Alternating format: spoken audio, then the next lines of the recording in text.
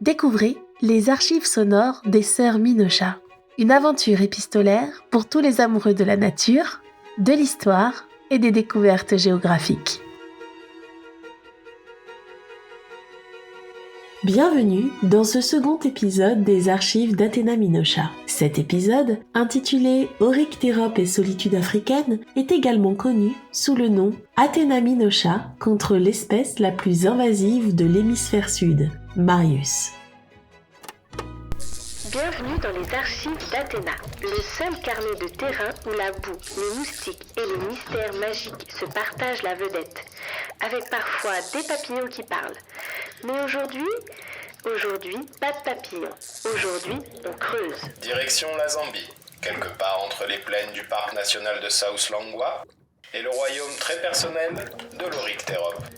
Oui, l'Oryctérope.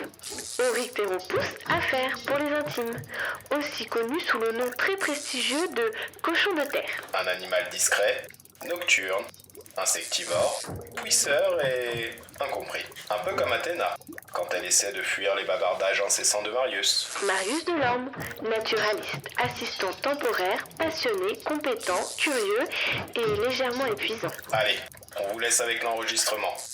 Vous entendrez du sable, des termites, des esprits, des grimaces et une certaine détresse polie. Admet qu'on fait une belle équipe pour le podcast.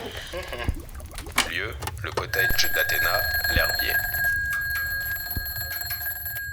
Docteur Minocha, à l'appareil ? Docteur Minocha, bonjour, ici le Muséum, département de zoologie. Désolé de vous appeler si tôt, ou si tard selon votre fuseau.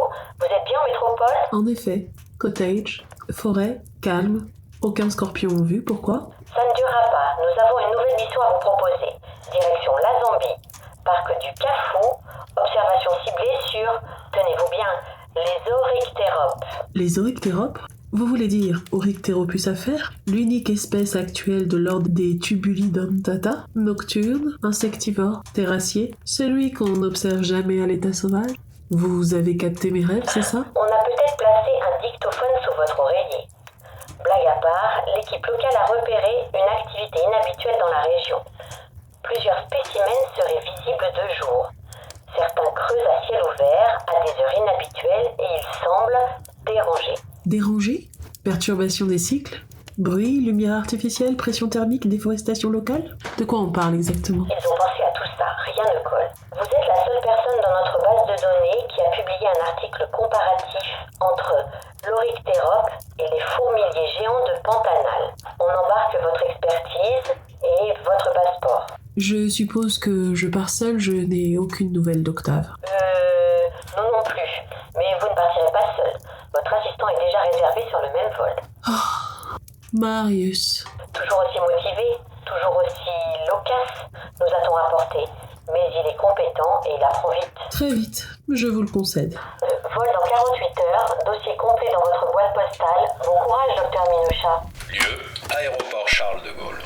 Athéna, je vous ai pris un café sans sucre, parce que j'ai vu dans vos notes que vous évitez les sucres rapides en période d'observation. C'est dingue ce que vous notez, vraiment. Et j'ai aussi imprimé la carte géologique du parc de Kafou. Vous saviez que certains terriers d'Oryctérope sont profonds de plus de 2 mètres, avec des chambres secondaires, comme une mini-cité souterraine. Merci Marius, je vous avais pourtant dit que un simple thé noir suffit. Mais c'est gentil. Ah oui, mais le stand n'en avait plus. Et vous savez quoi ? Le vendeur m'a dit qu'il avait vu un Oryctérope en vrai pendant ses vacances en Namibie. Il a dit que ça faisait un bruit. Pouf, pouf, pouf. Je vous jure. Je lui ai demandé de le répéter et j'ai enregistré. Tenez. Ouais, il creuse et après ça fait pouf, pouf, pouf, tu vois. Comme un cochon, mais genre souterrain, quoi. Je vois. Ah, et j'ai aussi pris vos anciens articles imprimés. Ceux sur les termites et la structure des galeries. Si jamais on croise un Oryctérope et une termitière, je pense qu'on pourrait faire une publication parallèle. Peut-être dans Écologie et Évolution. Marius, peut-on simplement pendant 15 minutes ne rien dire, s'il vous plaît ? Ni publication, ni café, ni pouf pouf pouf, juste le silence. Oui, bien sûr, absolument. Silence scientifique, je note. 14 minutes et 35 secondes plus tard. Et donc j'ai lu que le parc de Kafou est l'un des plus anciens d'Afrique australe. C'est fascinant.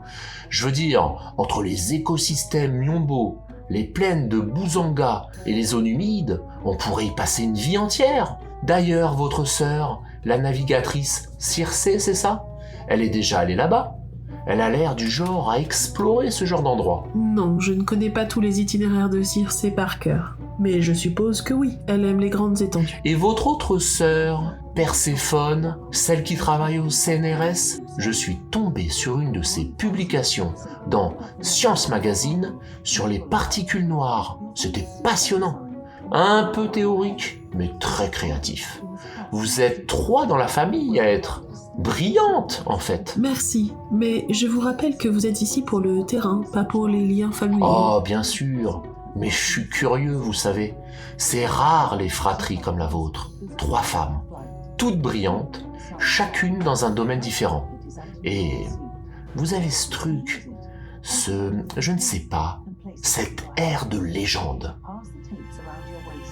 Tiens, ce pendentif, je ne l'avais jamais vu sur vous avant.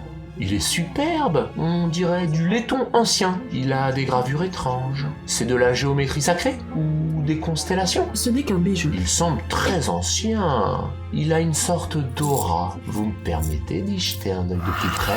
Oh, il vient de devenir glacé, littéralement. C'est étrange. Ce n'est qu'un bijou, Marius, et je n'apprécie pas que l'on me touche sans ma permission. Oui, bien sûr.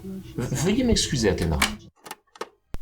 Entrée 1595C, journal de bord, note en vol, altitude environ 10 000 mètres. Marius dort, ou fin de dormir. Interaction troublante avec le pendentif. Quand il s'est rapproché, la température de l'objet a chuté brutalement. Contact métallique gelé instantané. Aucun changement environnemental autour. Réaction thermique non explicable. Aucune source de froid. Ce n'était pas une coïncidence à mon avis. Je n'ai rien dit. Pas ici et pas maintenant. Mais je note. J'ignore ce que le pendentif contient, ou ce qu'il ressent, mais il a réagi à Marius. Et pour une fois, ce n'est pas moi qui perds des patience.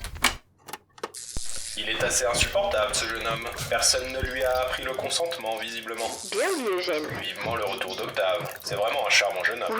Oui, on sait. Allez, ils ont atterri. Écoutons ça. Lieu, Zambie. Température, 38 degrés à l'ombre. Taux d'humidité, mon carnet colle à mes doigts. Welcome to Kafou, Dr. Minosha. This will be your camp base. Nous vous avons installé ici. C'est très calme. Pas de réseau, pas de voiture.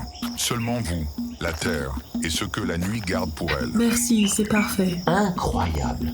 La densité de thermic moons est plus haute que dans tout ce que j'ai vu au Botswana. On pourrait presque marcher de termitière en termitière sans poser le pied au sol. Oui, mais ne marchez pas dessus. Certaines Vous répondent. voulez dire qu'elles sont instables? Je veux dire, certaines ne sont pas faites seulement de Ah ah, folklore local, je suppose. Non, pas du folklore, de la prévention. Ah, voilà mon carnet. Et mes caméras thermiques. Vous saviez que certaines caméras nocturnes ont récemment capté un oryctérope en pleine activité à 14h23. C'est de la folie, non? Je veux dire, si leur cycle circadien est perturbé, on pourrait être face à un cas de mutation comportementale due à... Marius, je vais marcher un peu, seul. Juste une demi-heure. Oh, vous voulez que je prépare le matériel d'échantillonnage en attendant? Ou je monte les pièges photos? Ou je... reste ici et je me tais? Je peux faire ça aussi. Ce sera parfait.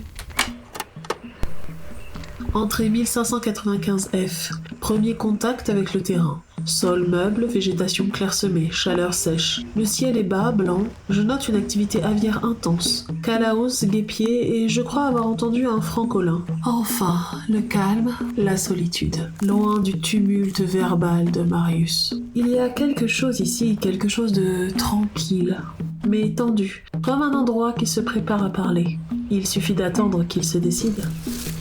Le sol ici est d'un rouge-brun, friable, le couvert végétal est clairsemé, acacia, quelques euphorbes basses, touffes de graminées du type Hyparrhenia grufa. J'observe plusieurs monticules qui pourraient être des terriers anciens. refermées, ou bien des termitières érodées. Les structures sont bien trop régulières pour être naturelles. Quelque chose bouge, lentement, à découvert, à une trentaine de mètres de moi. Je distingue une silhouette, dos arqué, museau pointu, queue épaisse. C'est ça, un oryctérope. C'est bien un oryctérope adulte. Il sort en plein jour. C'est rare, exceptionnel même. Le pendentif, il chauffe.